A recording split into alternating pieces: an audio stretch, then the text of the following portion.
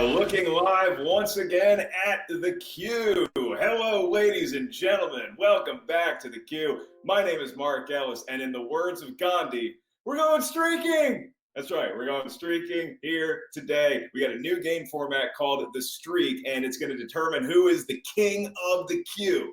What does it mean to be the king of the Q? Well, it means that you're going to be $100 richer by the end of this game. You're going to have one winner. I know a lot of times we play games and there's 3 winners or 10 winners and they're all splitting a certain amount of money. Today, $100 is the amount of money, but only one person is taking it home. I'll tell you guys more about it in a little bit. First of all, how you doing? Everybody good? Everybody relax. It's Thursday, so I guess we're working towards the weekend, like Loverboy would say. But what does that really mean? What is the weekend anymore? Because we're all in quarantine still. We're keeping a safe space. We're maintaining social distance.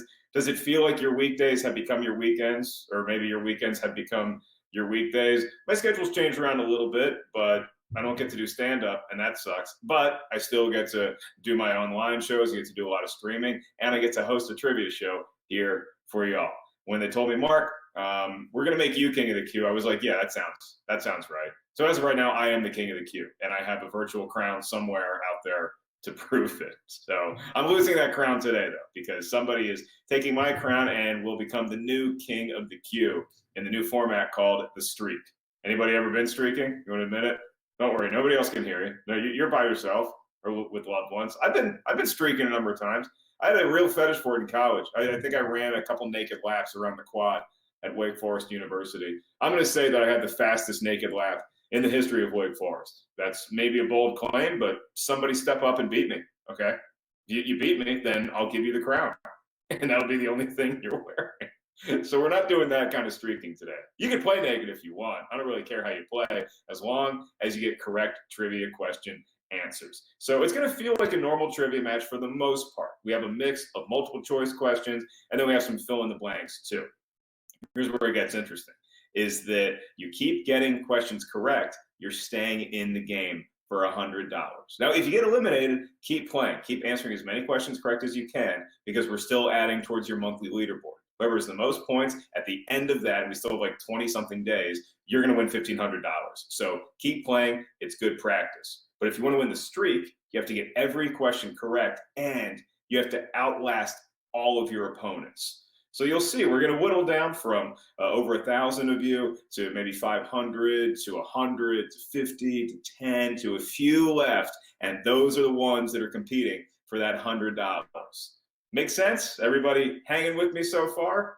You guys ready to go streaking? Make sure that you share this app with your friends, because you're going to give them your referral code, which is just your handle, and then that's going to get you extra lives for every friend or family member that joins up. We're getting the word out about the queue, and what better time to do it than while we're all queued in the quarantine. Man, I got a lot of points in Scrabble with all those cues I just said. Okay, gang, the streak is about to start. We're crowning a new king here today. I'm getting a little nostalgic because I'm still the king as of right now. It's not going to be much longer. Somebody's taking my crown. Might get emotional. Okay, here we go. Your first question in the streak. Woo, I'm tingling. Houston, we have a problem was immortalized on which space mission? Is it Apollo 11, Apollo 13, or Apollo 15? You guys got it? Anybody? There was a movie called Apollo 18 where there were spiders on the moon. This is none of those missions. Of course, we're looking for Apollo 13. That's the one that Jim Lovell and crew went on, and they had a problem, but we got back to Earth safely. And wow, boy, y'all are ready for this one. You guys stretched. Over 1,000 correct responses for right there. I'm not going to use my extra life because that'd be cheating. Okay, your next question. We're sticking with the theme. The film Apollo 13's director was an actor on what TV series? Was it Silver Spoons, Good Times, or Happy Days? I definitely remember Silver Spoons, and man, I wanted that electric train set that they had, that rich kid, Ricky Schroeder, I believe, Good Times, JJ Dynamite, and Happy Days with the Fonz. But only one of them had Ron Howard as the cast member, and you guessed it right, it was Happy Days. Richie Cunningham, he had an older brother, went up the stairs, never came back down. Look it up. Okay, still got just under 1,000 of y'all left. 943 still competing for $100 here today. Your next question. Which character was first introduced on Happy Days? Was it Mork, Mr. Miyagi, or Mr. T?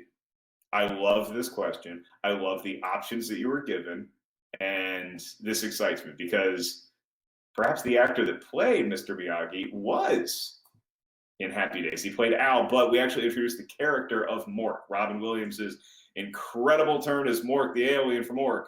He first debuted on Happy Days. And that gives 730 people still perfect and competing for that $100. We're streaking, guys. You feel loose? You feel free? Your fourth question today. What Elvis Presley song was originally performed by Big Mama Thornton in 1953? Was it Jailhouse Rock, Hound Dog, or Love Me Tender? Which one was it? All good tunes. But yeah, Elvis Presley. He borrowed from some other artists, made himself more famous. Colonel Tom told him to do so. And your answer, we're looking for Hound Dog. You ain't nothing but a hound dog, crying all the time unless you got that one right. 482 of y'all are still friends of mine, and you have indeed caught some rabbits. All right, your fifth question. Today's match, Guns Golden Rules, is a book by a TV personality from what reality show? Is it Project Runway, Top Chef, or America's Next Top Model? Need the name of the show. It's written by life coach Travis Gunn. Him and Marie Kondo are like my spiritual father and mother. And the answer is Project Runway. Project Runway. A lot of y'all knew that one. A lot of y'all know Travis Gunn and Gunn's Golden Rules. So we still have just under 400 people competing for the $100. Everybody else, keep playing along, keep accruing your correct answers for the monthly leaderboard. Your next question. Who was the first guest to ever appear on the Ellen DeGeneres show? First guest ever. Was it Brad Pitt, Angelina Jolie, or Jennifer Aniston? Well, they all share a sordid past, don't they? Woo, getting spicy in here. Was it Brad, Angie, or Jen? Fun fact, Ellen thumb wrestled with this first guest. And of course, it was the thumb wrestling champion of the world, Jennifer Aniston, was the first guest on the Ellen show. All right, we're moving right along. You guys are getting the hang of the format pretty well. You just keep getting correct answers until you can no more. It's like an Iron Man or Iron Woman or Iron Person match here today. If you're a chef, it's an Iron Chef match. Your next question. Who did not compete in the 2011 Celebrity Apprentice? Was it Lil Jon, David Cassidy, or Sinbad? My buddy, Matt Eisman, won one of the Celebrity Apprentices. He won it from Arnold Schwarzenegger, I believe. That's a good show to win. Okay, Lil Jon, David Cassidy, or Sinbad? The answer, Sinbad. Sinbad. He's a legendary comedian, great sitcom star, did not compete in the 2011 Celebrity Apprentice. How many of y'all knew that? 126. We're really dwindling down. 126 of y'all, still perfect and still competing for that $100. Your next question, your eighth if you're keeping score at home. Who does Guinness list as the most portrayed character in film? Is it Dracula, Sherlock Holmes, or Hamlet? See, off the top of my head, I just would have rattled off James Bond. But yeah, Dracula's been played by a lot of people. Sherlock, most notably, obviously, by Will Ferrell. Hamlet, I think Mel Gibson had a turn in there somewhere. What's the answer? You guys got it? Sherlock Holmes, been played by over 75 performers. Whew. It's like there's no more mysteries left to be solved, except for who's going to win today's first match in the streak. Just under 100 of y'all still competing for my crown. Yeah, I'm the king right now, but not for much longer. Your ninth question. Today's match. In the 1982 movie Diner, what is the name of the diner where the main characters hang out? Is it the Blue Moon Diner, the Hollywood Diner, or the Fells Point Diner? I have a local diner I like to go to. It's a mom and pop place called Buffalo Wild Wings. That's my diner. How about y'all? You ever see this movie? Daniel Stern, Steve Guttenberg. It's a good movie. The answer is, of course, the Fells Point Diner. How many of y'all got that? Was that a toughie from the early 80s? 54. 54 people still discoing late into the night and trying to win $100. Your next question in this round, 10th question. Which of these actors won an Oscar for a role in which he has a beard? Was it Woody Harrelson, Robin Williams, or Jake Gyllenhaal? I'm loving my beard, personally. I'm trying to keep it trim so that it doesn't, attract the 19, but I'm really enjoying growing out my beard. It's my first ever beard. And it was not this person's first ever beard, but it did get him an Oscar, and that is Mork. Hey, he's back. Robin Williams was the answer. 33, only 33 got that. Ugh, I thought that was a gimme. Okay, but 33 people, Larry Bird's number, and that was anything but a layup, apparently. So your next question, to keep your streak alive. While performing Singing in the Rain, Gene Kelly does not dance by a what? Is it an art school, a bookstore, or a laundromat? This could be the question ender right here. I mean, this, you really got to think, replay that movie in your head. What does Gene Kelly not dance by? How many still alive? The answer was, of course, a laundromat. Does not dance by a laundromat. He gets the bookstore and the art school. Laundromat was the correct answer. 16 folks still alive for that $100. Oh, I'm getting excited. This is fun. I have a bet going with the producer as to how many questions we're going to get through. He said 15. I only said 13. I didn't believe in y'all that much. We'll find out right after this question. So your 12th question. In his 1997 Oscars speech, Cuba Gooding Jr. used what phrase 14 times? Was it, I love you, thank you, or be patient? If this was a fill in the blank, I would have written show me the money. That would have been my guess. Because he won for Jerry Maguire. He played Rod Tidwell, and he really loved a lot of people because he said, "I love you" 14 times. And that cuts us down to 9. And then there were 9. I feel like I'm hosting a murder mystery and we're just waiting for the last one to drop. Okay, your 13th question. I think this is going to be the last one. Y'all tell me. The first music video to air on MTV was by the Buggles. The second was by whom? Pat Benatar, Rod Stewart, or The Who? So the first one, was that video Killed the Radio Star? I think that was pretty apropos for the time. Then we got Benatar, Stewart, or The Who. I'm a fan of all these artists, but MTV said, you know what? We need to follow up the Buggles with some Benatar. Hit me with your best shot. I'm not sure if that was the song, but she is the correct artist. 3 people got it right. 3 people. Are you one of the people left? Is it Doggy? Is it going to be Andy? Or is it going to be John Robb 1996? Your 14th question. The tendency to overestimate one's capabilities is an effect named after what fictional town? Woo! Is it Utopia, Lake Wobegon, or Chester's Mill? I'm flying totally blind into this question, just so you all know. I'm right there with you. Doggy, Andy, and John.